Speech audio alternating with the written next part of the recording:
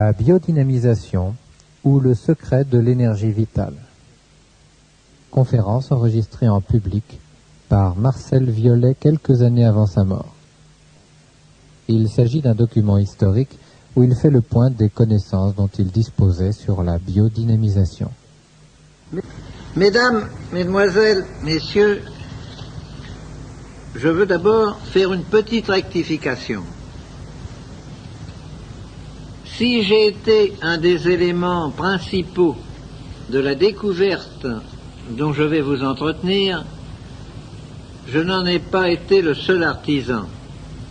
Cette découverte a pris naissance lors des travaux qu'à la section scientifique de l'armée, à laquelle j'avais l'honneur d'appartenir, nous nous livrions avant la dernière guerre et où j'avais l'honneur d'être le collègue de grands savants comme René Barthélemy, l'homme à qui nous devons le radar et la télévision, à des polytechniciens comme Christian Beau et Rabu, à des médecins presque universellement connus comme le médecin général Morel, et c'est l'association de tous ces grands esprits à la recherche de quelque chose de nouveau qui a conduit à cette découverte. Évidemment, je m'y suis attelé, j'ai travaillé, et petit à petit, nous l'avons vu sortir des limbes.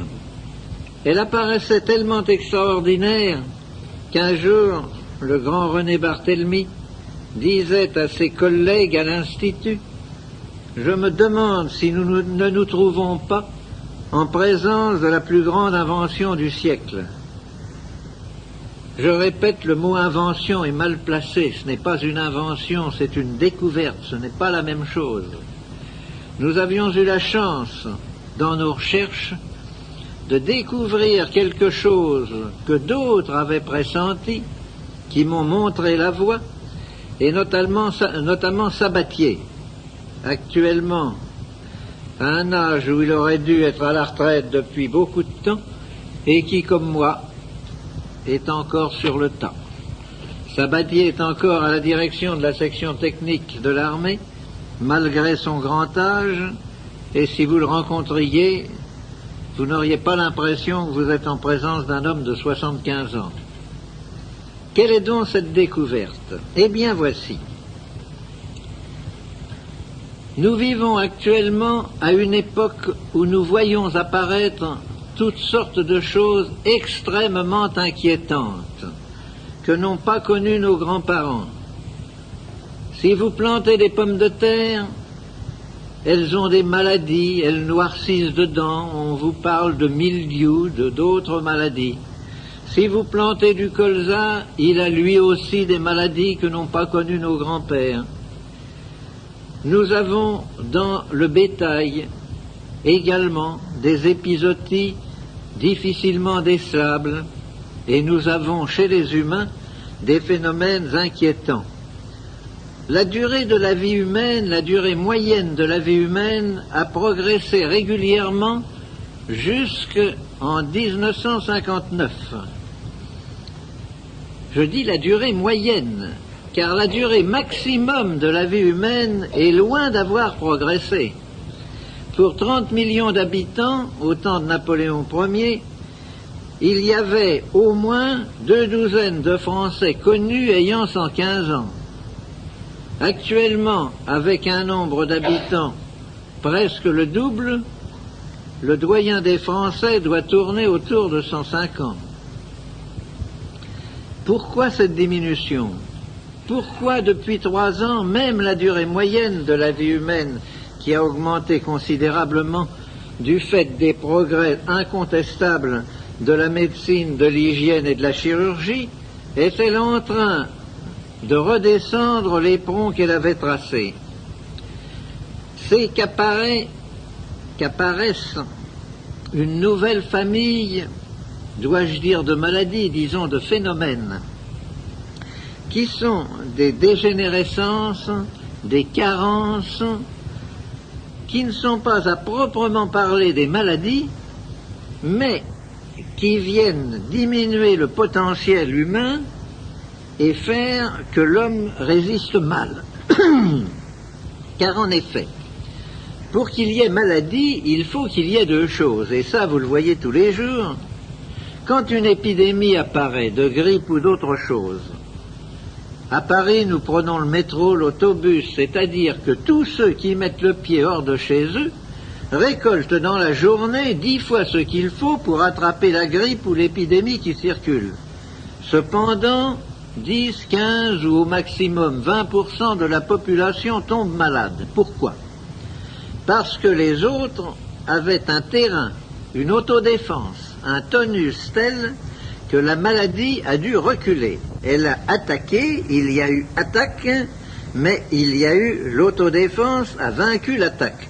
Prenons un exemple où nous avons des preuves extrêmement précises. Les accidentés de la voie publique à Paris sont de toutes conditions, de tous âges. Quand on fait l'autopsie, on trouve actuellement que moins de 4% sont indemnes au point de vue pulmonaire. C'est-à-dire que 96% présentent des lésions de tuberculose actives ou cicatrisées, mais montrent qu'ils ont été touchés. Sur ces 96%, vous en avez au moins 60 qui vous jureraient de la plus parfaite bonne foi qu'ils n'ont jamais eu la moindre attaque de tuberculose. Et cependant, ils l'ont eu, mais ne l'ont pas soupçonné. Ils n'ont pas eu les signes cliniques, ils n'ont pas été malades, et ils ne se doutent pas qu'ils étaient touchés. Or, nous nous trouvons en présence donc de guérisons spontanées. Tous ces gens-là ont eu des attaques de tuberculose pulmonaire, et c'est bien une guérison spontanée qui les en a guéris. Ça ouvre tout de suite notre esprit sur certains horizons, et il faut savoir tirer les déductions qui s'imposent. Donc, pour qu'il y ait maladie au sens médical du mot, il faut deux choses, et la maladie est un produit de ces deux facteurs. Il faut une attaque définie, n'est-ce pas? Et il faut un terrain qui permette à cette attaque définie de s'installer. S'il n'y a pas le terrain apte à laisser l'attaque se développer, elle est condamnée à l'échec. Il y a donc des individus qui ne peuvent pas tomber malades. Et j'ai la prétention maintenant d'être un de ces individus. Mais je ne suis pas tout seul, c'est que j'ai tous mes cobayes d'expérience. Or, mes cobayes d'expérience, prenez une seringue, collez du BK extrêmement virulent dedans, prenez un cobaye en parfaite santé, un de mes cobayes d'expérience, avec le même virus, piquez-les tous les deux, l'un claque en 8 jours et l'autre continue à se porter comme un charme. Pourquoi? Parce que nous sommes arrivés à développer chez nos cobayes un sens de l'autodéfense tel qu'il dépasse absolument tout ce que l'on pouvait soupçonner. Quand nous avons constaté cela, bien entendu, on sacrifie les cobayes qui ne veulent pas tomber malades pour voir un petit peu ce qui s'est passé. Et on constate des choses absolument invraisemblables que l'on n'aurait jamais soupçonnées. L'animal piqué avec du BK virulent sent très bien qu'il va succomber, qu'il ne peut pas lutter contre ça. Eh bien, il lutte, mais d'une façon tellement imprévue, je vous répète qu'on ne pouvait pas le supposer. Il construit autour du point d'inoculation un espèce de petit kyste membraneux absolument semblable au kyste sébacé, à l'enveloppe des kystes sébacés. Et ne pouvant pas lutter contre le microbe, il le met en prison, il l'enferme.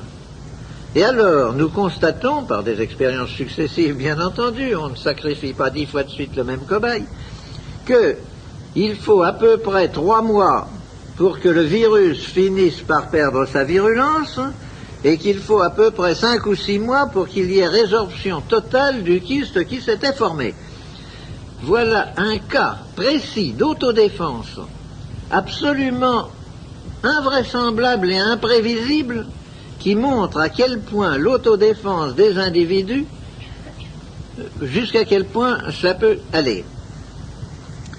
Si nous transposons cela dans le domaine humain, nous voyons des choses curieuses. tant que je n'ai travaillé que dans le domaine humain, on m'a dit, parce que bien entendu, chaque fois que l'on avait une guérison spectaculaire, on me disait, oui, c'est très joli, mais il faudrait un grand nombre de cas, parce que, malgré tout, même dans ce domaine, on assiste parfois à des guérisons spontanées. Et c'est absolument vrai ce qu'on m'objectait. J'ai moi-même, au cours de ma très longue carrière maintenant, puisque j'ai bouclé mes 76 ans, n'est-ce pas, j'ai assisté à beaucoup d'expériences, à beaucoup de choses. Je retiens 3 cas de guérison spontanée de cancer. Le premier cas date de 1926. J'appartenais déjà à cette époque-là au comité directeur du Centre de recherche médicale et scientifique et je venais de réaliser pour l'armée le transfuseur électrique qui a été diffusé sous le nom du docteur qui l'a lancé, le transfuseur Bécard. Bécard me téléphone un soir, ou plutôt un matin, puisqu'il était plus de minuit, en me demandant d'aller vivement à Marmottan pour l'assister dans le raccommodage d'une accidentée de la voie publique. J'arrive à Marmottan, je me trouve en présence d'une vieille femme de plus de 60 ans, un autobus était passé dessus et elle était ouverte en deux. La roue était passée entre les jambes, était ressortie là, elle était ouverte en deux dans le coma absolument exsangue. À l'époque, il n'y avait pas de banque du sang et on avait fait venir 6 donneurs. Et Bécard me dit, je crois que je vous ai dérangé pour rien, car regardez. Et nous nous trouvons en présence d'un volumineux cancer de l'utérus, et les médecins présents disent elle en avait pour 2 mois. Eh bien, il n'y a qu'à la laisser, elle est dans le coma, c'est pas la peine de travailler dessus. Les donneurs qui étaient là commençaient à grogner en disant tout de même on nous a dérangé pour rien, pas d'indemnité. Enfin, finalement, les médecins se décident et on raccommode cette brave femme. Je mets en route le transfuseur et je fais passer l'un après l'autre les 6 donneurs. Remarquez en passant, car c'est très important, que nous ne connaissions pas les sangs des différentes classes et qu'on lui a fourré le sang de 6 personnes et qu'il y avait les plus grandes chances pour qu'il y en ait là-dedans qui ne soient pas du tout du même signe qu'elle. Toujours est-il que je suis rentré chez moi et que 2 mois et demi ou 3 mois après, je reçois un autre coup de téléphone de Bécard me disant « J'ai quelque chose de très intéressant à vous montrer, venez donc déjeuner avec moi ». J'y vais.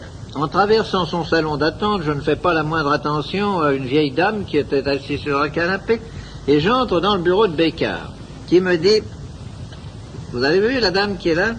Je lui dis « Non, je n'ai pas fait attention ». Il me dit « Vous la connaissez bien, voyons ». Oh, je dis « Non, ça certainement pas ». Il me dit « Mais si, c'est celle pour laquelle je vous ai fait venir à Marmottan il y a 2 mois et demi. » Oh.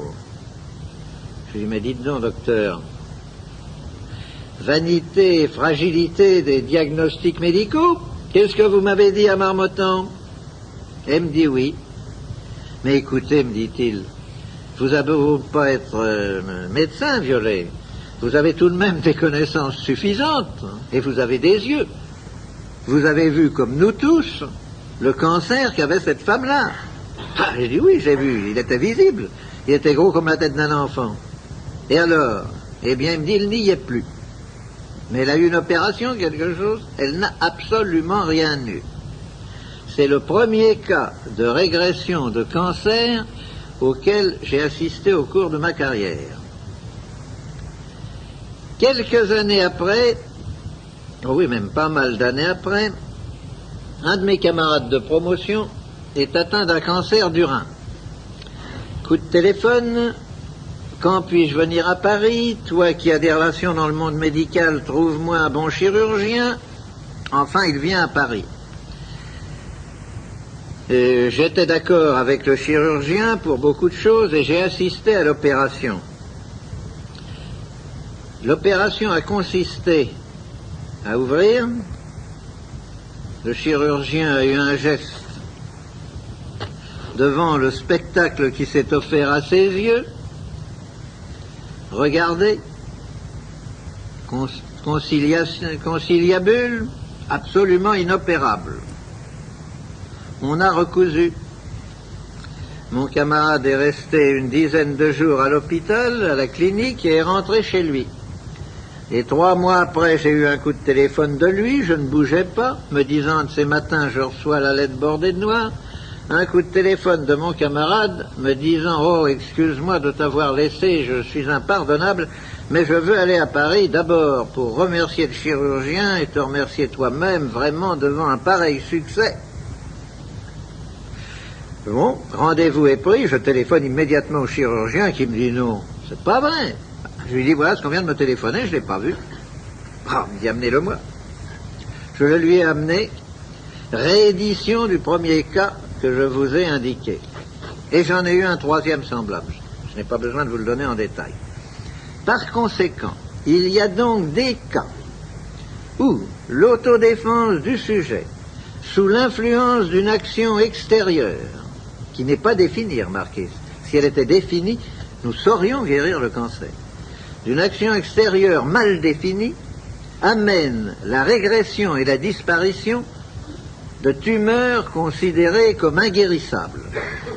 Si vous admettez que l'autodéfense dans ces cas mal définis peut arriver à ces guérisons spontanées de choses inexplicables, il faut bien admettre tout de même que pour des maladies moins graves ou plus courantes, la chose est également possible. Or, tout ce que nous faisons, et que j'ai voulu vous mettre tout de suite dans le sujet, tout ce que nous faisons n'a d'autre but que d'agir sur l'autodéfense du sujet. Pas autre chose. Ce que nous avons découvert, ce qui était pressenti par Sabatier, c'est qu'il y a, au-delà des vibrations des 3 familles de vibrations connues et explorées, la première famille, les vibrations de la matière, dont la fréquence atteint 10 puissance 4. La deuxième famille, les courants électriques, dont la fréquence peut atteindre 10 puissance 12. Et la troisième famille, les champs magnétiques, dont la fréquence peut atteindre 10 puissance 24.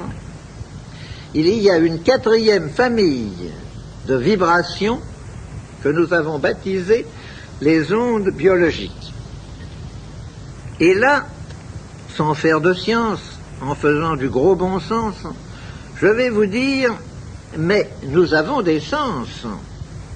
Est-ce que nous les avons bien expliqués tous, mon sens?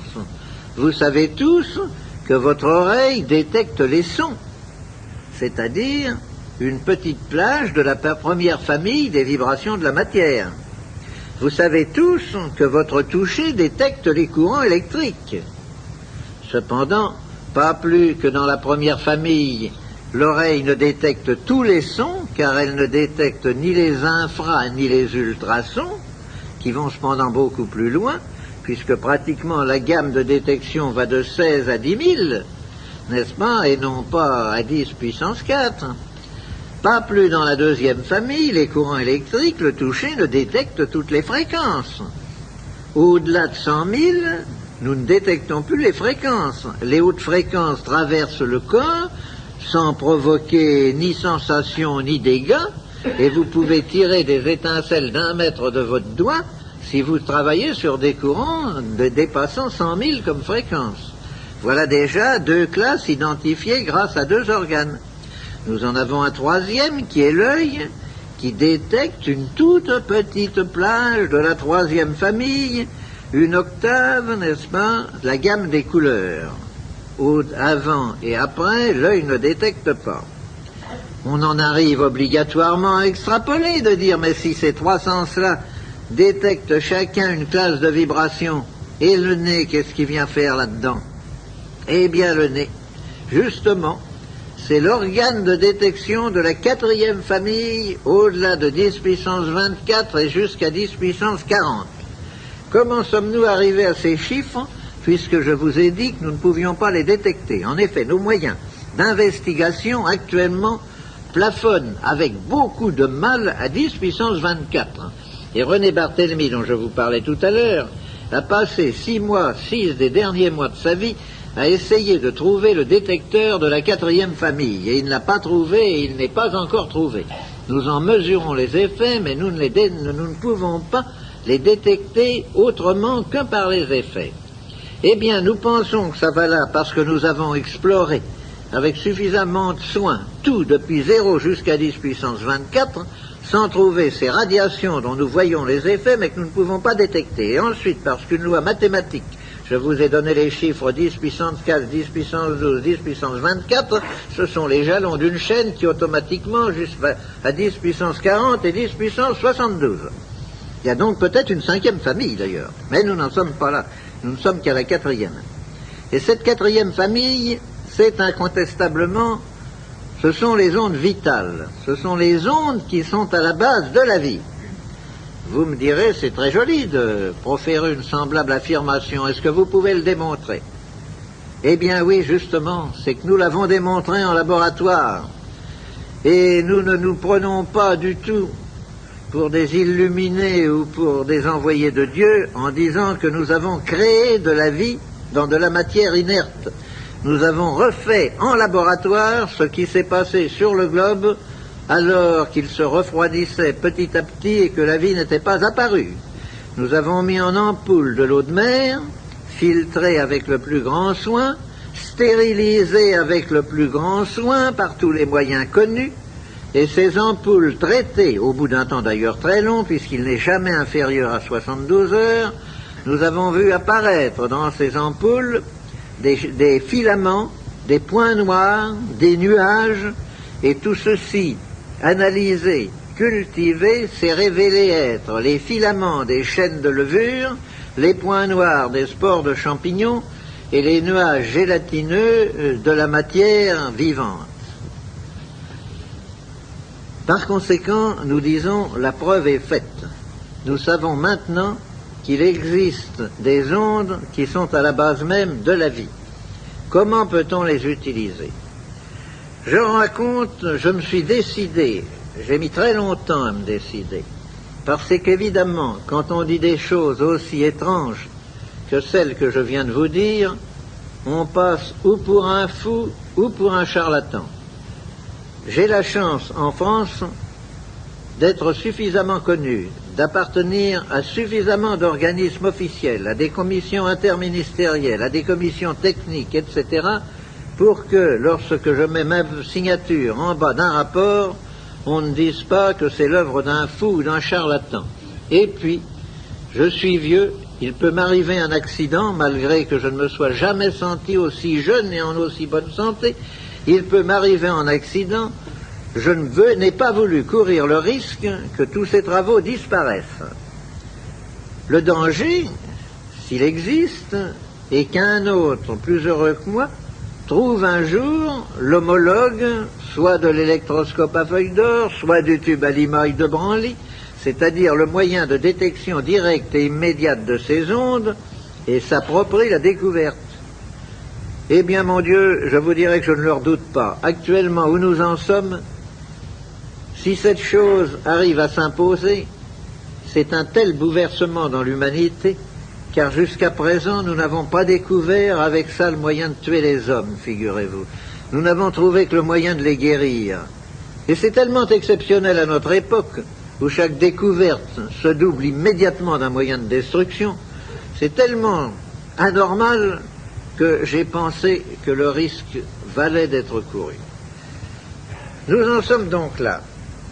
Mais, si vous voulez bien réfléchir, vous trouvez dans la nature toutes sortes de points d'appui et on m'en apporte tous les jours.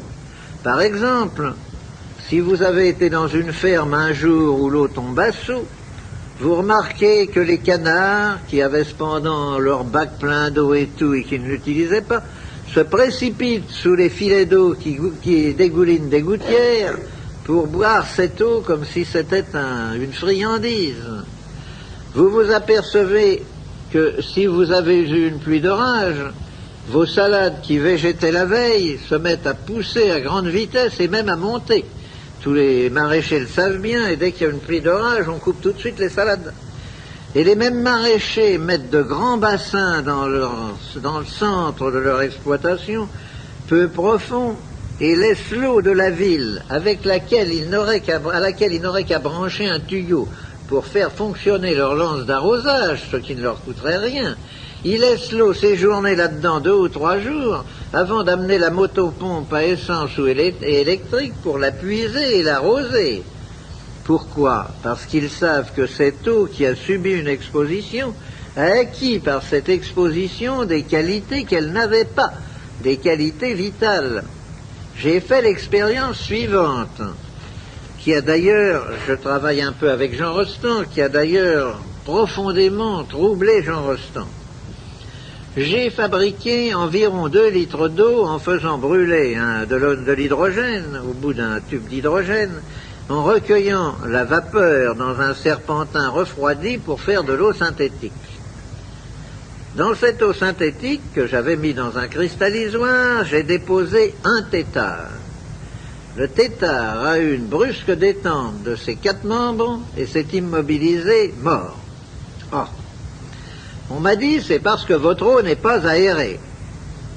J'ai dit, je vais refaire la même expérience et nous verrons après. J'ai fait bouillir de l'eau pour qu'elle ne soit pas aérée, je l'ai fait refroidir et j'ai mis un tétard bien vivant dedans. Il ne s'est pas détendu d'un seul coup, il a mis 5 minutes à mourir asphyxié. Donc c'était pas la même chose. Alors j'ai aéré mon eau synthétique et j'ai remis un 3e tétard dedans. Il est mort exactement instantanément comme le premier. Alors j'ai mis mon eau synthétique dans un ballon de verre, je l'ai scellé à la flamme et je l'ai posé sur mon balcon, où il est resté un peu plus d'1 mois, c'était d'ailleurs l'été. Au bout d'1 mois, j'ai cassé la pointe, j'ai reversé l'eau dans un cristallisoire et j'ai mis un tétard dedans, puis 2, puis 3, et tout ça, ça a frétillé, ça a prospéré admirablement.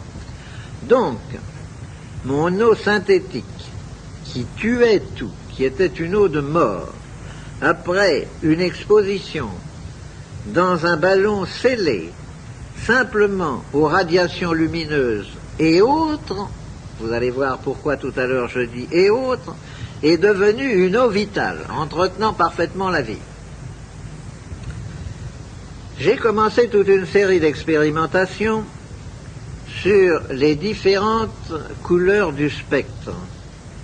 Et au cours d'une expérience que l'on aurait dit ratée, interrompue par un coup de téléphone intempestif, au cours de laquelle j'avais recouvert mes préparations d'une peau de cobaye tendue sur un cadre, j'ai constaté des choses invraisemblables.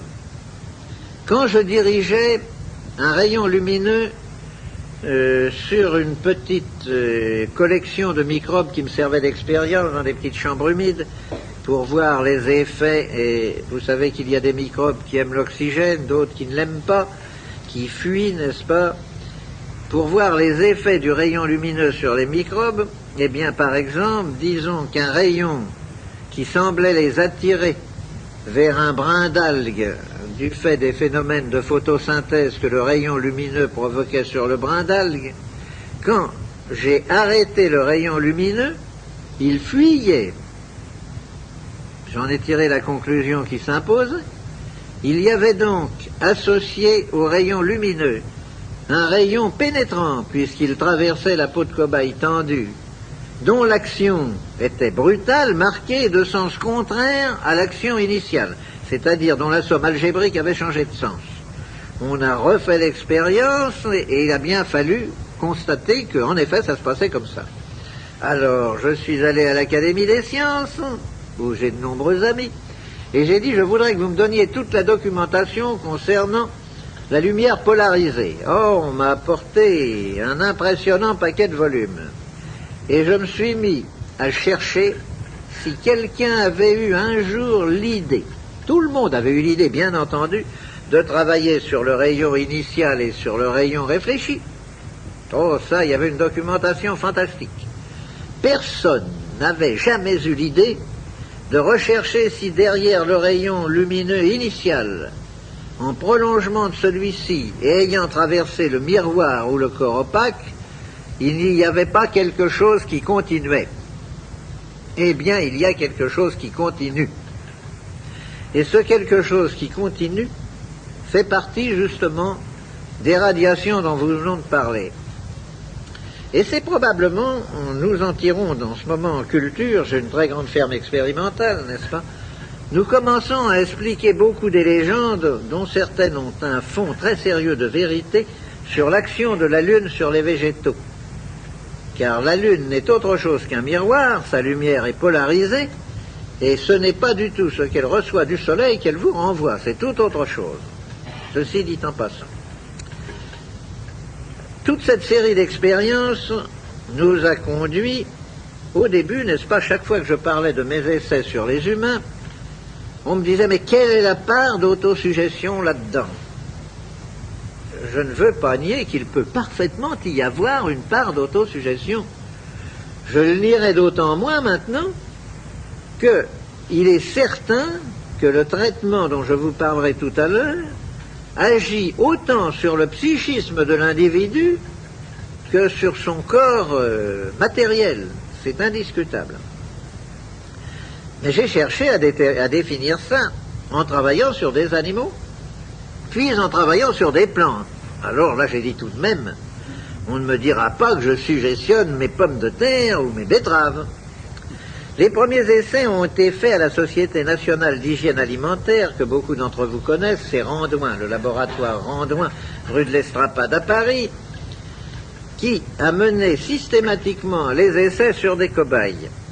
Or, ce qui est extrêmement curieux, c'est que les essais faits sur des cobayes et sur des rats blancs ont donné exactement, en pourcentage, les mêmes résultats que les essais que je viens de faire sur des moutons et sur des veaux, mais alors en grande quantité, pas sur quelques animaux. Alors des essais statistiques qu'on ne peut absolument pas discuter. Et également sur les plantes. Alors je crois maintenant que je vous ai un petit peu dégrossi le problème. Vous savez, quand on m'a dit « Voulez-vous venir faire une conférence ?» j'ai répondu « Moi je ne suis pas conférencier. Je peux, si vous voulez, vous faire une causerie. Je n'aime rien tant que les discussions avec mes collègues, les colloques comme nous les appelons maintenant, n'est-ce pas, qui font rebondir les idées, les questions et dont nous tirons toujours un très grand profit. Et voyez, je n'ai pas de notes, il m'est absolument impossible de lire une conférence ou de suivre des notes.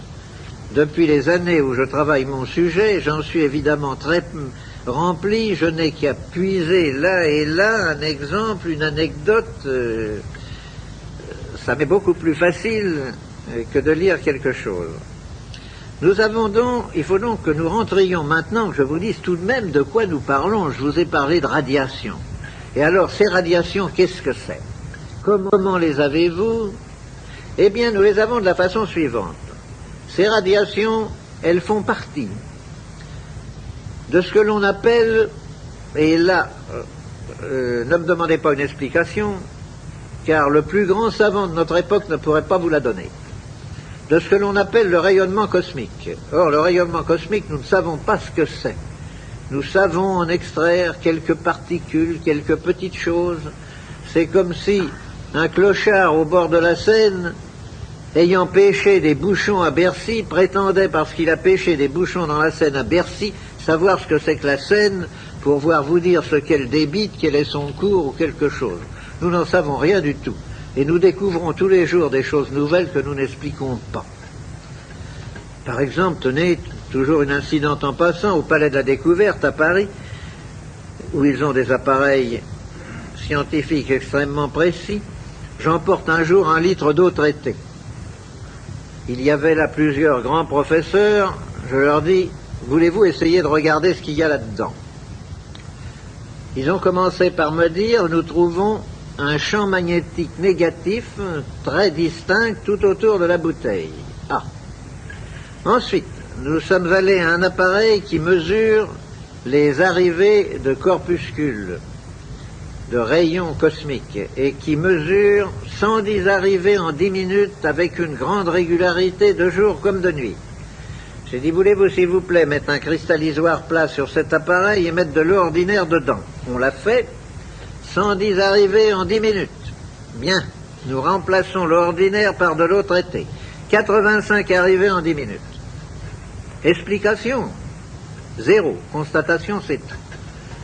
Nous ne pouvons absolument rien expliquer. C'est d'ailleurs excessivement fréquent que nous ne puissions rien expliquer dans ce domaine. Donc, nous sommes arrivés à capter, et non pas à fabriquer, car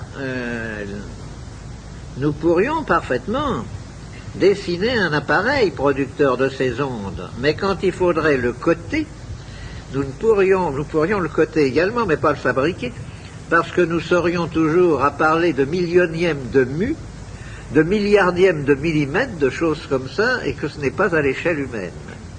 Donc, nous captons ces ondes dans le rayonnement, dans le flux cosmique, et nous les amplifions.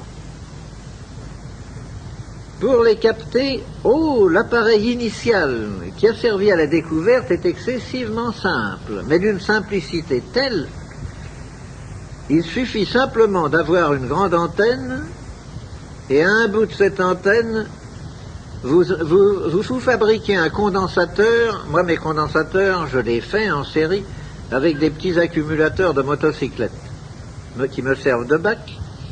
Et je mets 2 séries de plaques en laiton au lieu de la série de plaques en plomb. Et au lieu de mettre une électrolyte, je coule comme diélectrique de la cire d'abeille. Or, le phénomène que je vais vous décrire ne se produit rigoureusement qu'avec de la cire d'abeille et rien d'autre. Quand vous avez fait un condensateur ainsi constitué, si vous analysez à l'oscillographe cathodique la décharge, vous constatez ceci. Si vous en faites un semblable avec de la paraffine, avec de l'huile, avec tout ce que vous voudrez, vous le chargiez et que vous le déchargiez, vous avez un beau sinusoïde amorti, n'est-ce pas, de la décharge.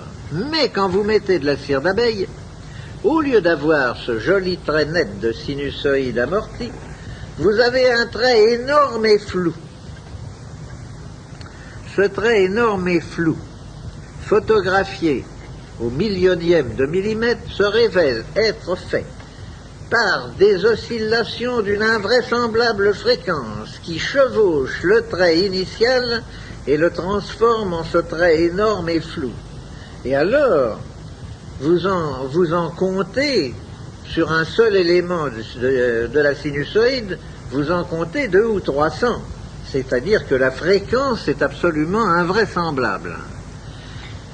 Or, j'ai eu la surprise de découvrir, en travaillant à l'Académie des sciences, dans un bulletin récent, les travaux de 2 savants hindous qui venaient de découvrir en même temps que moi le phénomène, et qui avaient fait un rapport à l'Académie des sciences sur ce qu'ils ont appelé, la traduction, les grâces harmoniques, les harmoniques en forme de gazon, provoquées par la présence de cire d'abeille sur les électrodes d'un appareil à décharge.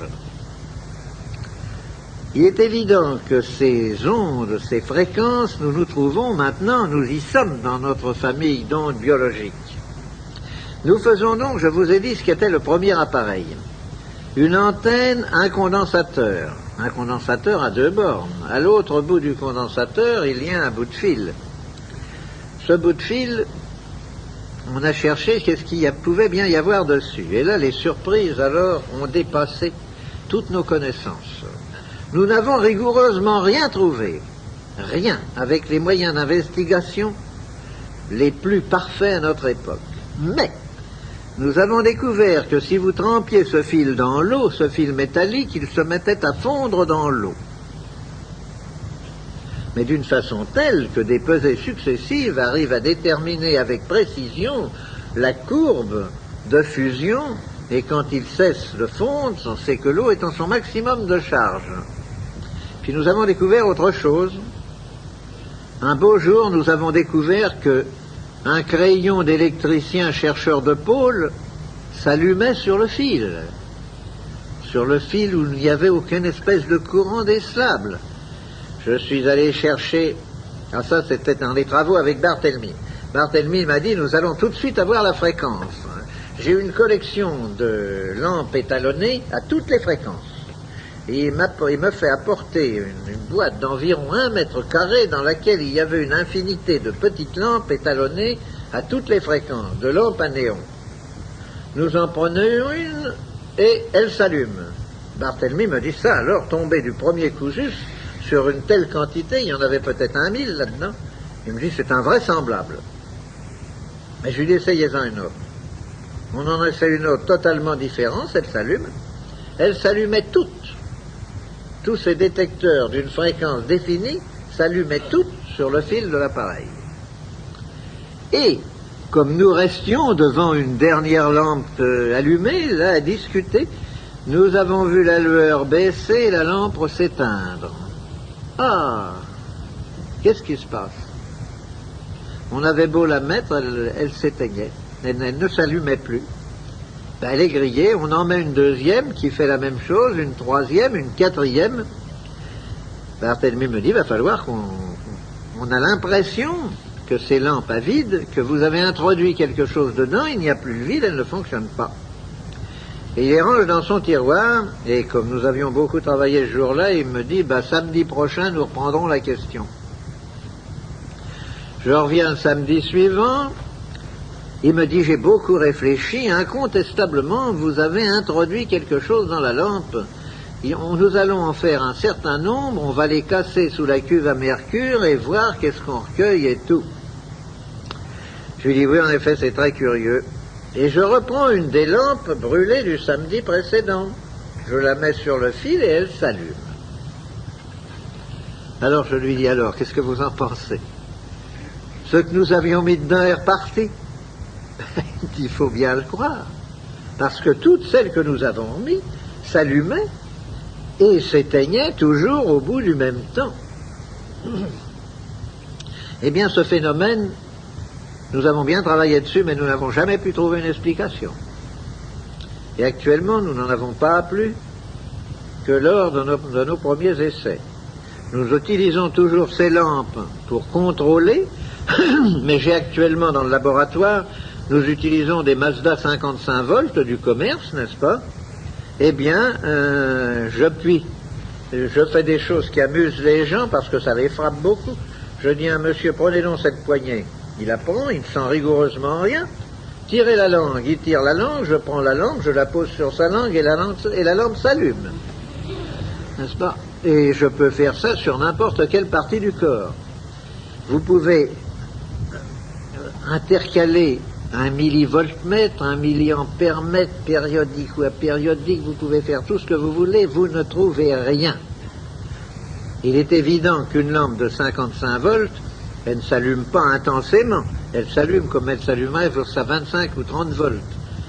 Mais si on vous mettait un courant de 30 volts sur la langue, vous le sentiriez. Vous sentez très bien une pile d'1,5 volt sur la langue. Or là, rien, zéro, on ne sent rien. Ce n'est pas de l'électricité. Et alors j'en suis à me demander maintenant, je pose tout le temps des questions à mes collègues, et ils me disent chaque fois qu'on vous voit, vous nous posez des questions qui nous empêchent de dormir pendant 15 jours. Je leur dis, mais vos lampes à néon actuellement, vous croyez que c'est l'électricité qui les fait brûler? Est-ce que vous en êtes sûr? Mes lampes à néon, moi, ce n'est pas l'électricité. Que l'électricité soit une onde porteuse, peut-être, mais croyez-vous qu'elle soit l'action même? Là-dessus, nous avons fait toutes sortes d'essais extrêmement complexes, et nous sommes arrivés à avoir les mêmes résultats que l'électricité, alors qu'il n'y avait plus du tout d'électricité, comme d'allumer des moteurs d'automobile, par exemple. En isolant la bougie de la masse gazeuse du cylindre par une plaquette de mica épais. Eh bien, ça allume tout de même, alors qu'il n'y a aucun contact. Des choses comme ça, n'est-ce pas? Nous sommes dans un domaine où tout est nouveau. Alors, je reprendrai par exemple une phrase de Sabatier disant « Mais lorsqu'on entre dans un domaine nouveau comme ça, tout manque. On ne sait pas. On n'a pas les appareils de mesure. On n'a même pas un lexique pour décrire les phénomènes. Nous ne savons pas ce que nous faisons. » Il faut se dire que le chercheur qui se trouve en présence de phénomènes entièrement nouveaux comme ça n'a pour les détecter que les appareils qui ont été faits pour détecter d'autres phénomènes. J'ai utilisé tous les appareils qui ont été faits pour détecter les 3 familles connues d'ondes vibratoires, mais tous restent résolument muets. devant des phénomènes semblables de la quatrième famille, comme la lampe qui s'allume. On penserait qu'on va avoir une réaction d'une boussole, d'un électroscope, de quelque chose. On n'a aucune réaction. C'est autre chose qui se produit. Ceci conclut la première phase de cette conférence. Pour avoir la suite, veuillez retourner maintenant votre cassette.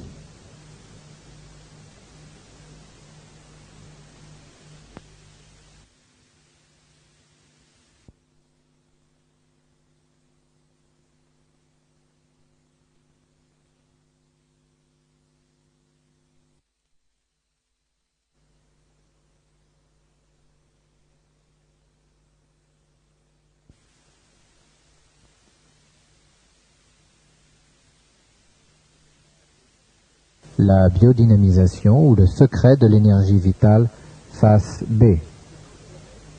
Dans ce domaine, tout n'est pas rose, n'est-ce pas, quand on travaille dans un domaine aussi étrange.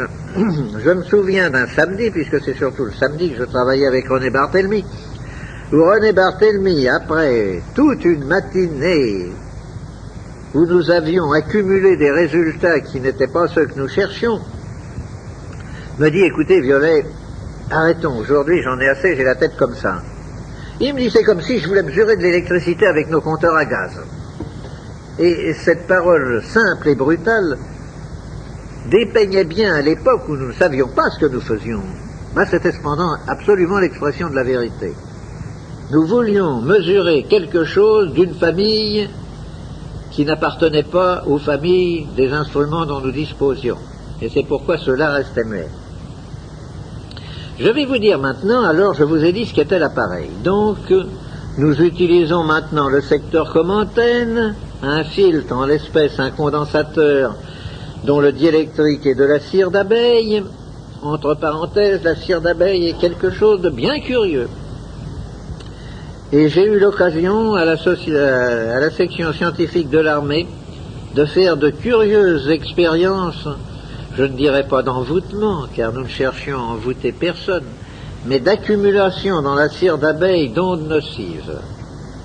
C'est un curieux accumulateur. Et selon les réglages, c'est un filtre qui laisse passer soit les ondes bénéfiques, soit les ondes nocives, ou qui accumule ces dernières. Et un morceau de cire d'abeille traité de cette façon, si vous le mettiez dans votre poche, je vous verrai revenir une heure après comme un très haut militaire dont je vous tairai le nom, qui était un esprit fort et qui se moquait de nos diableries, et comme nous attirions son attention sur le danger que présentaient ces diableries, il a voulu montrer qu'il était brave, il a dit, bien moi je le mets dans ma poche, ouais, puis nous en reparlons la semaine prochaine.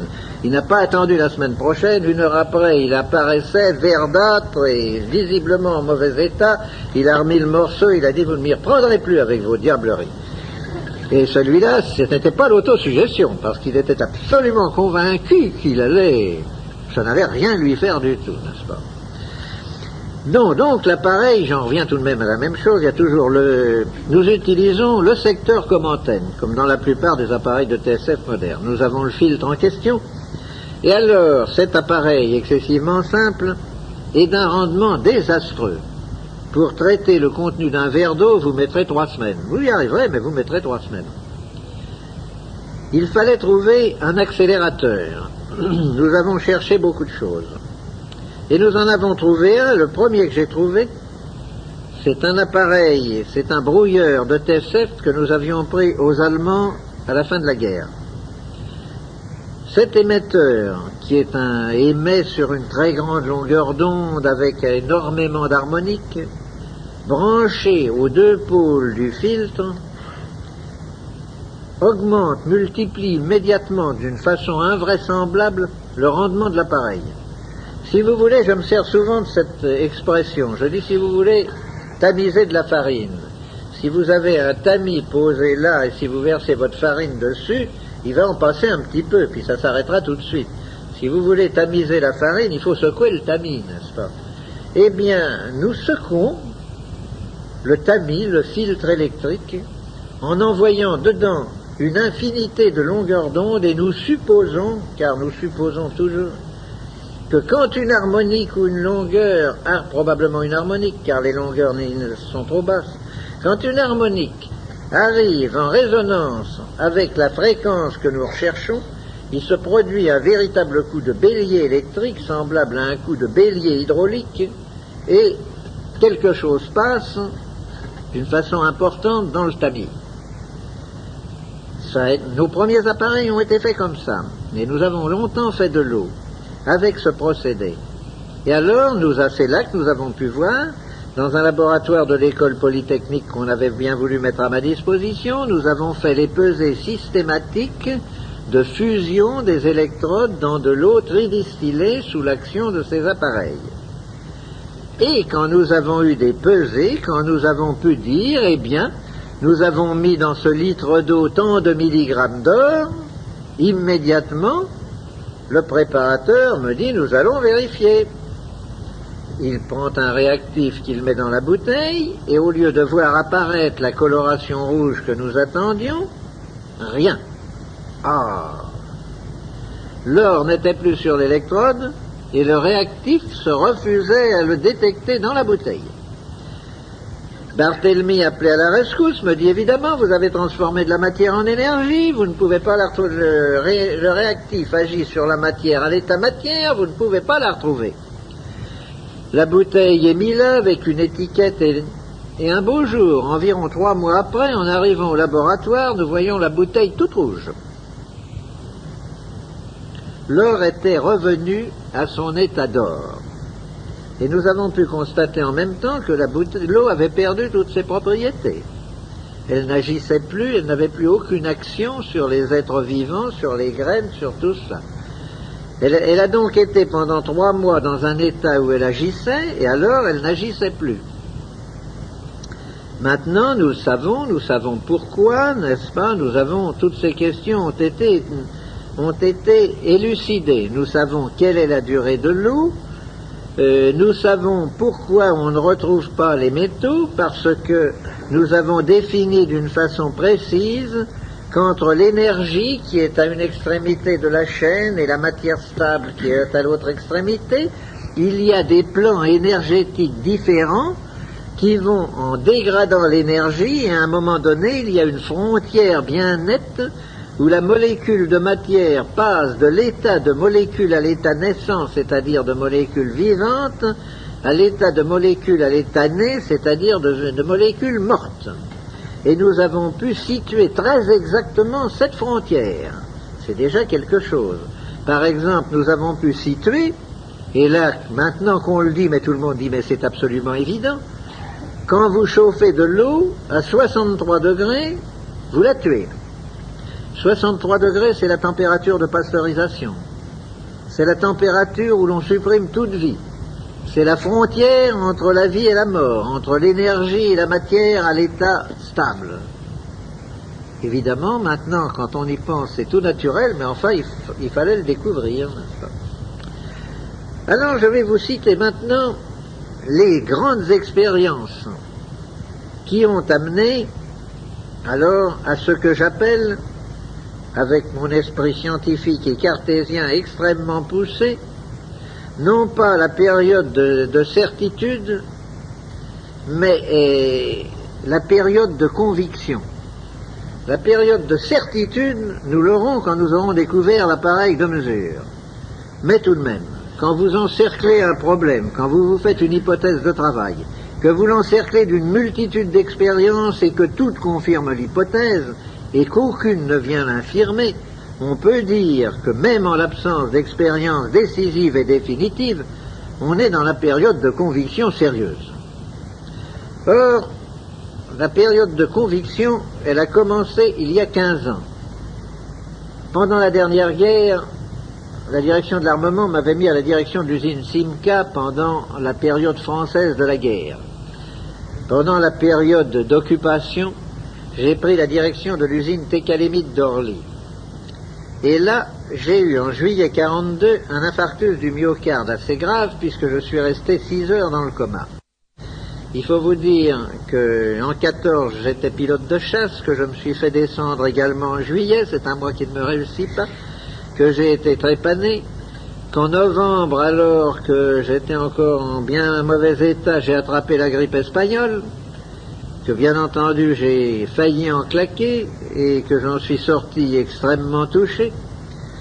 Disons que le bilan médical n'était pas très brillant. Le centre de recherche médicale et scientifique auquel j'appartenais, où j'avais comme collègue le professeur Porte, le président de l'ordre des médecins en France, me regardait d'un œil très inquiet. Bien entendu, j'ai dû arrêter tout travail et je suis devenu un très vieux monsieur. Si vous voyez mes photographies de l'époque, j'ai à peu près 20 ans de moins qu'aujourd'hui, de plus qu'aujourd'hui. Et en 45, ça allait tellement mal que Porte a dit à ma femme, si Monsieur Violet a des précautions à prendre, Madame Violet, il faut les lui faire prendre vite. Qu'est-ce que vous appelez vite, docteur? 2 mois, peut-être 3. Or, à l'époque, j'avais déjà constaté que cette eau avait une action indiscutablement tonique sur les organismes vivants, mais quand j'ai parlé à des médecins de faire des essais, ils ont levé les bras au ciel, en me disant « Ouh, pensez-vous que nous allons utiliser ça? Vous nous dites vous-même que vous êtes à des fréquences au-delà des rayons X. Or, vous savez ce qu'ont donné les séquelles des rayons X, n'est-ce pas? Il faut faire toutes sortes d'essais avant parce qu'on ne sait pas et tout. Mais moi, qui voyais très bien où j'en étais, j'ai dit les séquelles, ça peut intéresser d'autres, les résultats, retardement, ça peut intéresser d'autres. Moi, actuellement, ça ne m'intéresse pas, tant pis. Je risque le paquet. Et je me suis mis à boire de cette eau d'une façon d'ailleurs absolument déraisonnable. Le résultat est absolument stupéfiant. 4 à 5 mois après, je ne présentais plus la moindre trace de l'infarctus du myocarde. Je n'avais même pas dans les diagrammes ce qu'on appelle la cicatrice de l'infarctus. Et quand je suis rentré à Paris et que je suis allé voir Porte, qui avait pris la précaution avant de me laisser tenter l'expérience de me prendre des radios, toutes sortes de contrôles et tout, et qu'on a superposé mes radios à celles prises 5 mois avant, on a eu la stupéfaction de constater que certaines choses considérées comme impossibles actuellement médicalement s'étaient produites. Par exemple, que l'aorte déroulée et spiralée que j'avais 5 mois auparavant s'était presque complètement reconstituée. Et actuellement, j'ai une aorte normale. Et si je montre à un docteur mes radios de 45, il me dira c'est pas vous. Et cependant, il y a certains détails d'accidents osseux de ma carrière, de ma longue carrière sportive, qui montrent que c'est cependant bien le même individu, qu'il n'y a aucune contestation possible. Alors nous avons commencé à essayer. C'est là que l'on a craint, on m'a dit oui, mais vous êtes un vieux bonhomme, quels sont les... Est-ce qu'il ne va pas y avoir des mutations génétiques et tout cela? C'est là que nous avons commencé à élever des cobayes, les enfants, et puis les enfants des enfants des enfants, et nous sommes arrivés à la 7e génération. Quand nous avons eu la certitude qu'il n'y avait pas de mutation génétique, j'ai dit, vous allez me débarrasser le labo de tous ces cobayes. Nous avons offert aux laboratoires qui les achètent des cobayes en leur disant, contrairement à ce qu'on vous offre habituellement, ce n'est pas du cobaye juste d'arriver à l'âge adulte, il y en a, mais il y en a qui se portent admirablement, que nous avons élevés pour faire des recherches sur les modifications génétiques, ça ne fait rien, ça va très bien. 15 jours à 3 semaines après, tous les cobayes rentraient, on ne peut pas faire d'expérience avec, on ne peut pas les rendre malades. C'est là que nous avons découvert l'histoire que je vous ai racontée tout à l'heure, de la piqûre qui ne rend pas le cobaye malade, et que nous avons découvert toute l'histoire. Et puis les essais ont continué. On a fait des essais chez Randouin, sur des rats, sur des cobayes. Tous les résultats ont été publiés. Et puis un jour, un docteur m'a dit, moi je risque le paquet. Cet homme-là, je vais vous dire son nom parce qu'il mérite, l'humanité lui doit quelque chose d'énorme. Sans lui, ça ne se serait pas développé comme ça. C'est le docteur Ghislain, le député maire de Roubaix, médecin-chef de l'hôpital de la Fraternité à Roubaix, qui est le plus grand hôpital de France. Il m'a dit, envoyez-moi vos appareils, il n'y a qu'un moyen de savoir si vraiment vous ne vous trompez pas.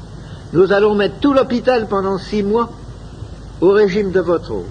Tout l'hôpital, le médecin-chef en tête, les infirmiers, le personnel hospitalier, les malades, les femmes en couche, les opérés, tout le monde y est passé.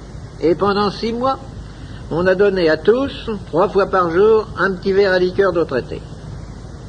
Le résultat était le suivant. Un rapport à l'Académie de médecine. Première constatation. Dans la plupart des cas, la durée de la maladie est réduite d'un tiers. Il n'y a pas de séquelles ni de rechute. Deuxième constatation. Il n'y a pas eu de contre-indication d'aucune sorte. Troisième constatation. Le personnel non malade, le psychisme du personnel non malade a évolué de façon curieuse et les réclamations dont nous étions continuellement assaillis ont disparu à la fin du 2e mois. À la suite de ce rapport, bien entendu, l'Académie de médecine a publié dans ses bulletins à 2 reprises des rapports extrêmement élogieux sur les résultats que donnait le traitement par cette eau. Et dans mon pays, la sécurité sociale a cru qu'elle allait faire quelque chose. Monsieur Legras, qui est le président de la Caisse nationale de la sécurité sociale, a dit, grâce à ça, nous allons dépeupler un peu les hôpitaux, nous allons faire de la place. Seulement, il y a les gens de métier, et il y a les parlementaires, et il y a les lois. L'Académie de médecine a commis l'erreur, qui nous sert à nous, de mettre à la fin de son rapport que cette eau n'avait aucune contre-indication, aucun effet spécifique, qu'elle agissait uniquement en éveillant dans l'organisme un processus d'autodéfense qui n'existait pas auparavant, et que par conséquent, elle ne saurait être considérée comme un médicament. Alors là-dessus, étant donné les lois qui nous régissent, on m'a dit, mais monsieur, la sécurité sociale ne peut pas rembourser votre eau. Ce n'est pas un médicament. Alors, la Caisse nationale de la sécurité sociale demande à corps et à cri que l'eau soit diffusée. Les sécurités qui ne sont pas d'État, comme les chemins de fer par exemple, se sont empressés de rembourser l'eau et de la préconiser, en disant grâce à cela nous faisons des économies considérables. Les grands organismes se sont empressés de faire la même chose. Mais la sécurité sociale reste impavide et ne veut rien savoir. Obtenez un visa. Tant que vous n'aurez pas de visa, vous ne serez pas remboursé. Je ne peux pas obtenir de visa. Pour avoir un visa, il faut que je donne la composition chimique. Or, si vous faites analyser de l'eau en période d'utilisation, c'est-à-dire ayant moins de 3 à 4 mois, vous ne trouverez rigoureusement rien. On vous dira c'est de l'eau pure, il n'y a rien là-dedans.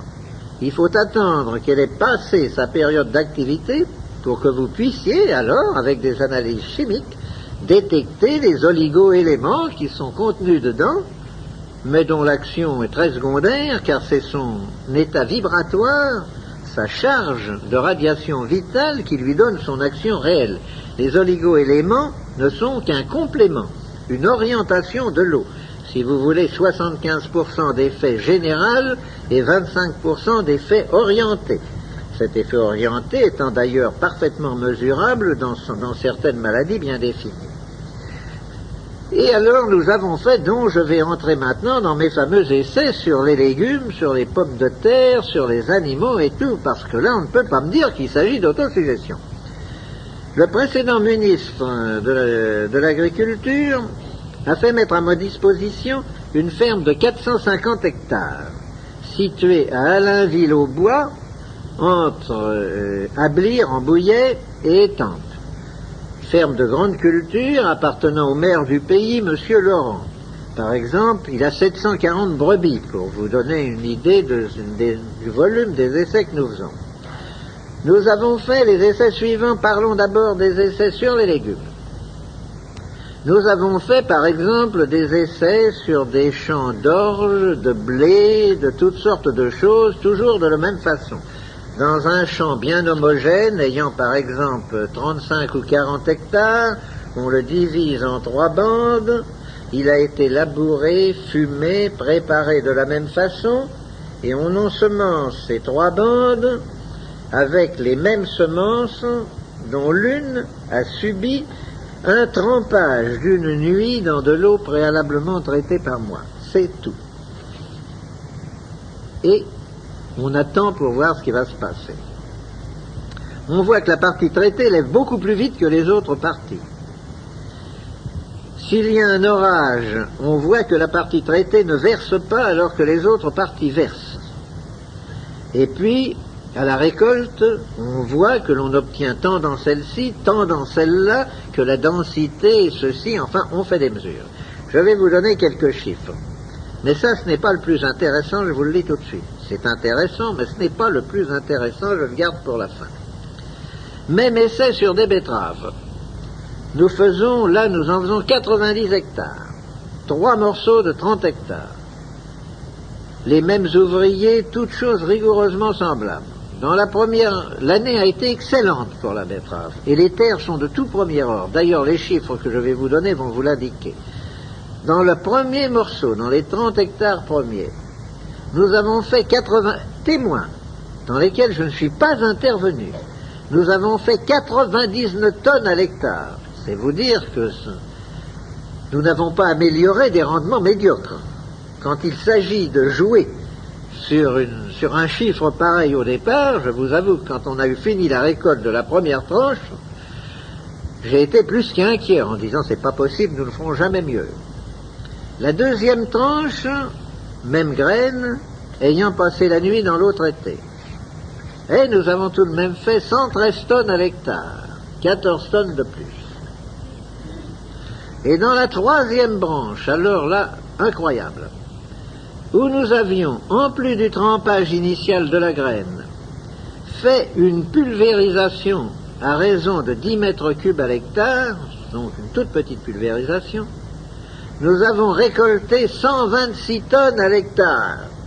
Mais alors que dans le premier morceau, nos betteraves faisaient très régulièrement 2 kilos, à quelques grammes près. Dans le deuxième, elles faisaient très régulièrement 2,2 kg. Nous avons ramassé dans le troisième des betteraves de toutes dimensions, dont un grand nombre atteignait 8 kilos. C'est-à-dire un gigantisme démesuré. Ceux d'entre vous qui liront ce livre verront dedans une photographie de carottes, faite sur la carotte de nos marchés, des carottes de Croissy. Nous avons fait la même expérience. La carotte de Croissy est généralement récoltée quand elle pèse 40-50 grammes au maximum. Si vous en oubliez une en terre, vous arriverez à une carotte qui atteindra peut-être 180 grammes, mais ça sera un morceau de bois, vous ne pourrez pas la manger, elle sera fendue, ligneuse et tout.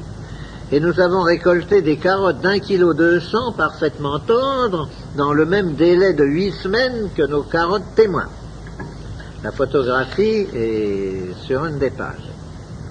Vous voyez que c'est déjà pas mal, mais ça n'est pas le plus beau. Le plus beau, je l'ai gardé pour la fin, parce que vraiment, il est beau par ses résultats, mais surtout par ses conclusions. La Terre est en train de subir une période de dégénérescence qui n'est probablement pas momentanée. Elle a vieilli, elle reçoit en quantité réduite les ondes vitales. Une zone isolante s'est constituée dans l'ionosphère. La source que nous ignorons, ce qui m'a d'ailleurs valu un très long débat avec le précédent pape pour rechercher les origines de ce rayonnement vital, la source a l'air de baisser d'intensité et nous en souffrons tous. Les carences dont je vous parlais au début de cette causerie sur les légumes, sur toutes sortes de choses, montrent que nous souffrons tous, tout ce qui vit, hommes, animaux, plantes, souffrent actuellement des carences. Or, brusquement, nous avons fait des expériences qui ont intéressé au plus haut degré le Comité national de la santé publique en France, et notamment son vice-président, le Dr Teil.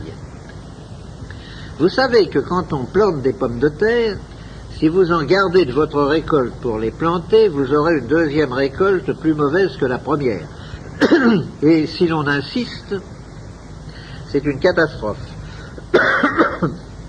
Or, voilà l'essai que nous avons fait. Nous l'avons fait à ma ferme et nous l'avons fait au Centre national de recherche de la pomme de terre à l'Institut de Saint-Germain-Chambourcy. Je vous cite différentes choses un peu en désordre parce que je ne sais pas trop comment les organiser. Vous savez d'abord que pour qu'une pomme de terre germe, il faut que le sujet qui a donné naissance à cette pomme de terre ait au moins 3 mois pleins en terre. À moins de 90 jours, une pomme de terre que vous remettez en terre ne germe pas, elle pourrit. Les pommes de terre traitées par nous, ou provenant de pommes de terre traitées par nous, germent à 55% à 75 jours. C'est déjà quelque chose d'énorme. Nous avons donc planté ensemble des pommes du plan neuf de Hollande et à côté du plan neuf traité par nous. La récolte a été très sensiblement meilleure dans le plan traité par nous. Nous nous y attendions, c'était très bien. Mais nous avons dit, nous allons les replanter pour voir un petit peu ce qui va se passer. Oh, ben vous allez avoir bien moins bien. Nous les avons replantés, après avoir retraité la récolte, bien entendu.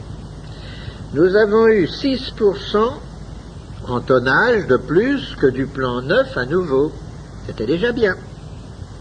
C'était surtout bien parce que le plan neuf, il en faut 36 000 francs dans un hectare, tandis que le morceau de récolte que vous représentez ne représente que 6 000 francs.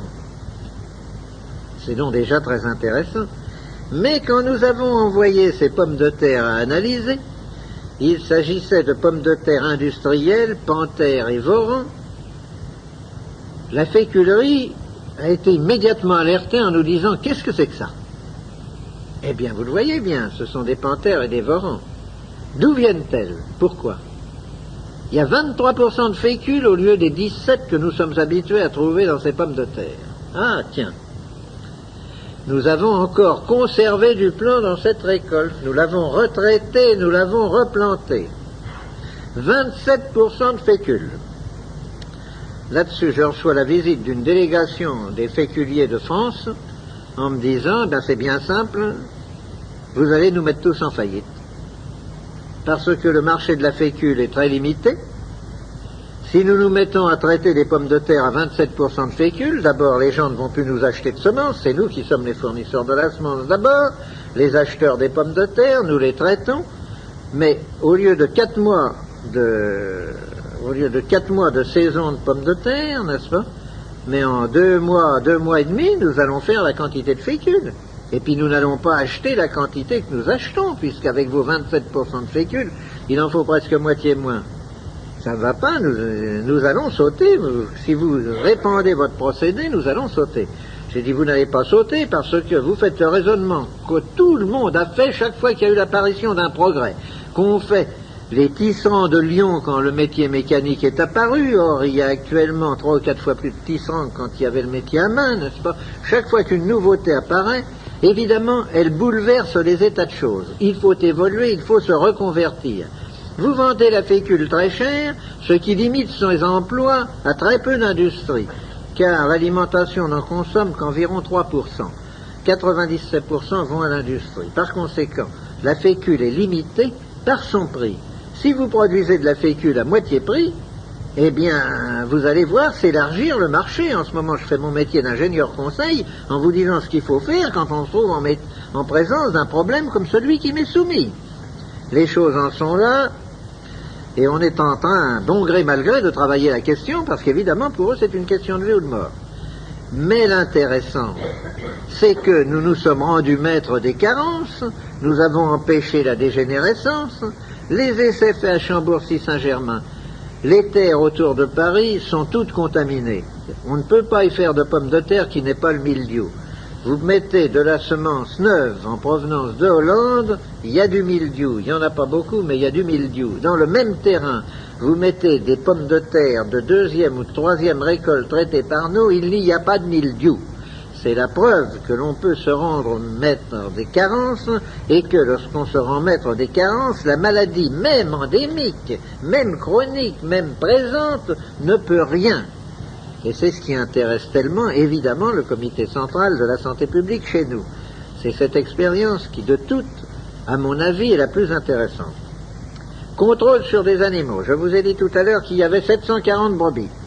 Au moment de l'agnelage, évidemment, il naît une tripotée de petits agneaux tous les jours. Nous avons pris ces agneaux s'il y en avait de trop faibles ou d'anormalement forts, on les écartait, et nous avons fait 2 lots d'agneaux de 50 agneaux absolument semblables, mais à quelques grammes près. Nous les avons mis dans 2 bergeries à côté l'une de l'autre, et nous leur avons donné une nourriture pesée. Tous les 2 buvaient l'eau du puits de la ferme, mais les premiers tels qu'elle sort du puits, les deuxièmes après qu'on les fait passer dans l'appareil de traitement. Au bout de 100 jours, le premier lot d'agneau était à 35 kg poids marchand et donnait 17 kg 200 de viande nette par agneau. Il a fallu 120 jours au deuxième lot, c'est-à-dire 20 jours de nourriture de plus, de frais de bergerie, de berger, de toutes sortes de choses, pour atteindre le même poids marchand de 35 kg, et une fois dépouillé, au lieu de peser 17 kg 200 de viande nette de toute première qualité, il pesait 16 kg 080 de viande nette d'une qualité moindre. Gain pour l'exploitant par agneau, 1 kg 120 de viande nette et l'économie de 20 jours de nourriture et de bergerie, c'est-à-dire une économie considérable. Alors, ces essais statistiques faits sur des quantités d'animaux viennent confirmer le rapport de Randouin sur les rats, rapport dans lequel elle disait, pour gagner 1 gramme de poids, si je donne à mes rats de l'eau, il faut 56 grammes de nourriture, et si je ne leur en donne pas, il faut 79 grammes. Nous retrouvons sur des animaux supérieurs les mêmes pourcentages, les mêmes chiffres que nous trouvions chez Randouin. Et alors, sur les gens, dites-vous, alors ça va nous faire devenir obèses? Eh bien, pas du tout. C'est que sur les gens, ça n'a pas du tout cette action-là. Ça ne modifie pas en apparence votre appétit, mais ça accélère le moment où vous êtes rassasié. Et j'ai toujours été un assez bon vivant et un gros mangeur. Eh bien, je mange incontestablement beaucoup moins que je ne mangeais quand je ne prenais pas d'eau. Un très grand docteur de Paris m'a dit un jour, je vais faire un essai, j'ai une occasion unique. J'ai un couple, la femme pèse 108 kilos, le mari, lui, il est à 47. Alors évidemment, je vais essayer quelque chose. Je vous les envoie, donnez-leur de votre eau, que nous voyions ce que ça fait. D'abord, il a fallu dépenser énormément de salive pour leur faire comprendre qu'ils devaient boire l'eau tous les 2 de la même bouteille. Le mari me disait comme un leitmotiv, mais si ça fait maigrir ma femme, moi ça va être une catastrophe pour moi. J'avais beau lui dire, mais non, c'est un régulateur glandulaire, elle est trop grosse, il y a des glandes qui ne marchent pas, vous êtes trop maigre pour la même raison, mais ce sont d'autres glandes, on va remettre votre hypophyse en route et vous allez voir, enfin il ne comprenait pas, mais il l'a fait tout de même. Mais le résultat a été ce que Gautier attendait. La femme s'est mise à maigrir et le mari a engraissé. Par conséquent, vous n'avez pas à redouter de devenir gros ou maigre en buvant de cette eau. J'en bois depuis 15 ans, je pèse 63 kilos. Je peux faire n'importe quoi, je pèse 63 kilos. Mes fonctions officielles en France m'amènent à assister beaucoup plus souvent qu'à mon tour à des réceptions, à des banquets, à toutes sortes de choses, et à faire beaucoup d'écarts de régime. Ça n'a absolument aucune espèce d'importance. J'ai ma femme, je vous dirais que ça fait 42 ans que je suis marié, n'est-ce pas? Je ne vous dis pas son âge, mais vous le déduirez facilement. J'ai ma femme ses amis sont extrêmement étonnés qu'elle puisse manger des petits gâteaux, de la crème, être très gourmande et tout, et rester non pas maigre, car elle n'est pas maigre du tout. Elle mesure 1,67 m et elle pèse 58 kilos, mais elle peut faire également tout ce qu'elle veut. Elle peut aller passer 2 mois en Normandie et abuser des sols à la crème, des maquereaux à la crème et de toutes les bonnes choses qu'il y a dans ce coin-là. Elle ne bouge pas d'un gramme. On dirait que c'est un régulateur, n'est-ce pas? Elle agit, je redis les paroles de l'Académie de médecine, n'est-ce pas, comme quelque chose qui augmente l'autodéfense, le tonus de l'individu, qui éveille dans l'organisme un processus d'autodéfense qui n'existait pas auparavant et qui augmente l'action des médicaments. Par exemple, il y a des phénomènes curieux. Si vous prenez la dose du soir simplement dans de l'eau sucrée avec un peu de fleur d'oranger, ce que faisaient beaucoup de nos grands-mères, eh bien, vous obtenez un excellent sommeil. J'ai récupéré un sommeil d'enfant. Je m'endors et je peux passer une nuit blanche. Je ne serai pas fatigué, je ne sais plus ce que c'est que la fatigue, ni physique ni cérébrale. Je peux conduire, je dirige un certain nombre de grosses affaires et il m'arrive couramment de prendre ma 403 à 6 heures du matin à Paris pour m'en aller à Vence, où je dirige la compagnie d'eau minérale, où j'arrive à 6 heures du soir à Vence, ayant fait 980 km et n'étant pas fatigué du tout. Je peux parfaitement passer une nuit au volant, je ne suis pas fatigué. Si je me couche à l'heure habituelle, à 10 heures, je serai endormi et je me réveillerai à 7 heures moins 5 avec une régularité splendide. Alors que j'avais perdu le sommeil, évidemment, ce qui était normal, j'étais fatigué quand le soir arrivait, la dernière bouchée, je tombais sur le lit, je me réveillais à minuit et demi, je me retournais pendant 3 heures avant de me rendormir, et à 7 heures du matin, quand le réveil sonnait, je commençais par discuter avec moi-même, savoir s'il n'y avait pas moyen de gagner encore un bon moment à rester couché. Maintenant, à 7h moins 5, je suis réveillé, frais et dispo, avec envie de me lever, et pas du tout envie de rester couché. Si je cesse de prendre de l'eau pendant plus de 15 jours ou 3 semaines, je commence à retrouver mon âge. Alors, comme nous sommes fâchés depuis 15 ans, j'ai pas envie de le revoir, je reprends vivement de l'eau. Si quelqu'un se portant bien boit de l'eau, qu'est-ce qu'il ressent? Au début, rien. Ensuite, la seule chose qu'il ressentira, c'est une diminution de la fatigue, soit physique, soit cérébrale, et une certaine sensation d'euphorie, de mieux-être. La parole du médecin général Morel dans une communication à l'Académie de médecine, où il citait un certain nombre de cas, il disait « Et puis tous les malades que j'ai soignés avec l'aide de ce traitement sont devenus des gens souriants. » Eh bien, c'est absolument vrai. Passons à la dernière phase des effets sur l'homme, le rajeunissement. Pas plus que vous ne vous apercevez que vous vieillissez d'un mois à l'autre, vous ne vous apercevrez que vous avez cessé de vieillir. Il n'y a que si vous prenez l'eau d'une façon régulière, et n'étant pas un médicament, étant un aliment énergétique qui combat les carences qui sont de tous les jours, de toutes les heures, il faut prendre de l'eau d'une façon régulière. Quand il y a maladie, il faut en prendre 1 gramme par kilo d'individu et par jour. Quand il n'y a pas maladie ou quand la maladie est passée, il faut en prendre le tiers de cela, ça suffit largement. Actuellement, j'en prends un petit verre à liqueur le matin depuis déjà plusieurs années et c'est tout. Et j'ai vraiment l'impression qu'il m'est impossible de tomber malade. Maintenant, il peut y avoir n'importe quoi, je suis sûr que je ne tomberai pas malade. Et au point de vue vieillissement, ben mon Dieu, nous ne l'avons aperçu qu'à la longue, l'histoire du vieillissement. Nous ne l'avons aperçu qu'à la longue quand je me suis aperçu, après plusieurs années, que je récupérais des fonctions disparues, que je pouvais faire un certain nombre de choses que je ne pouvais plus faire, que la longueur des trajets que je pouvais faire en voiture s'allongeait avant que la fatigue se fasse sentir. Ça n'est qu'à la longue, et alors où ça s'est bien senti, c'est lorsque beaucoup d'anciens élèves de Polytechnique se sont donné le mot et se sont mis à prendre systématiquement et régulièrement de l'eau, et que dans un déjeuner ou dans un dîner de promotion, on reconnaissait immédiatement ceux qui prenaient de l'eau violet et ceux qui n'en prenaient pas. Vous avez eu récemment la visite d'un très grand professeur de l'Académie de Montpellier, n'est-ce pas, de la faculté de Montpellier.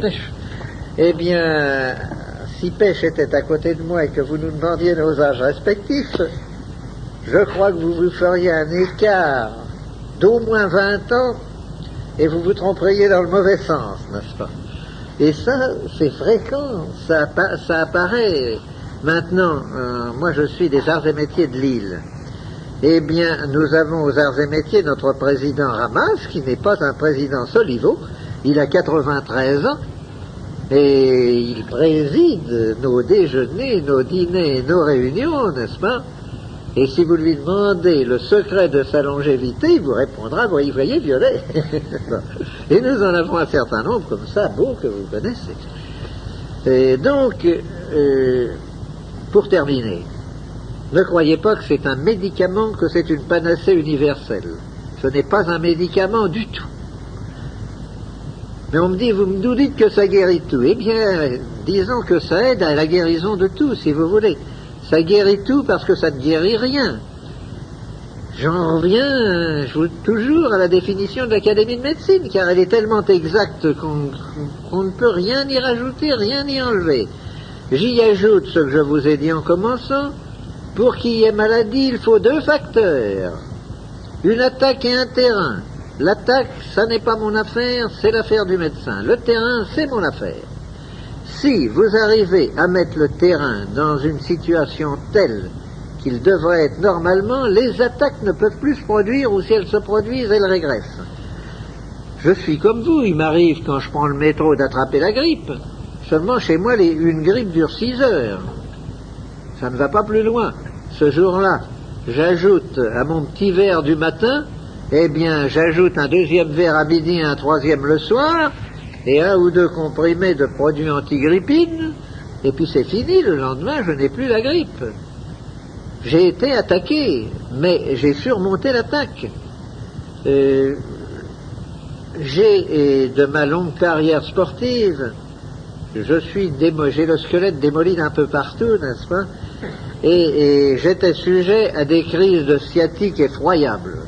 Mais alors, j'ai vu me rouler sur le lit à se demander si je n'allais pas me jeter par la fenêtre, malgré des piqûres. On a tout essayé, les piqûres intrarachidiennes, tout ce qu'on peut essayer.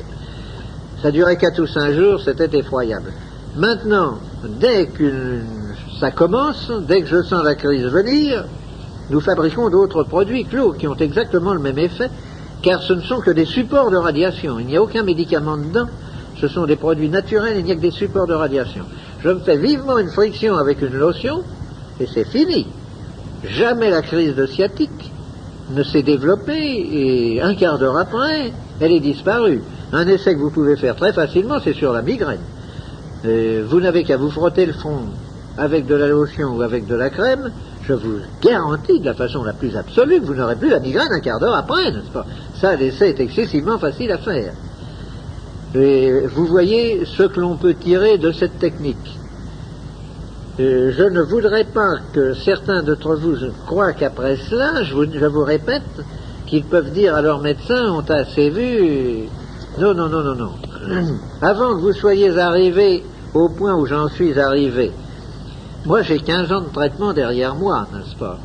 Eh bien, je crois qu'il faut plusieurs années avant que l'on acquiert le degré d'immunité où je suis arrivé actuellement. Il faut des années. Vous ne l'acquierrez pas en 3 mois. Voilà dans les grandes lignes. Oh, je suis bien loin de vous avoir tout dit. Je vous dis, il faudrait parler des heures, et encore on n'aurait pas tout dit. Mais enfin, j'ai essayé dans cette causerie très à bâton rompu, vous avez pu vous en apercevoir, de vous donner une vague idée de ce que nous faisions, et de vous dire, si quelque chose ne va pas, mon Dieu, vous ne courez aucun risque, ça ne coûte pas cher, et vous verrez bien ce que vous en retirerez.